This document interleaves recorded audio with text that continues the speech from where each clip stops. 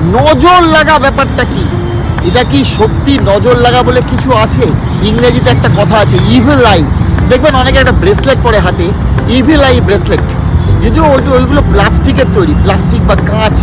আজকাল তো আবার বেলজিয়াম কাঁচের তৈরি ব্রেসলেট বিক্রি হচ্ছে। অদ্ভুত ব্যাপার, খুব সাবধান, এইসব কাঁচ প্লাস্টিকের জিনিস পরবেন না। এগুলো কারা পরে? যারা এমনি কোনো কাজ নেই তারা এরকমভাবে প্লাস্টিকের ব্রেসলেট পরতে পারে। আপনি নজর লাগার দোষ থেকে দূর করতে চাইলে নজর বট্টু বলে একটা ফল আছে, সেটা ধারণ করতে পারেন। নজরের জন্য নজরের ক্রিস্টাল আছে আলাদা, সেইটাও হ্যাঁ। যেমন ধরুন আপনার ব্ল্যাক অ্যাগেট যেটা আছে, সেই ব্ল্যাক অ্যাগেটের মধ্যে যখন আই তৈরি হয়, আই ফর্মেশন হয়, তখন তাকে বলে সুলেমানি হাকি।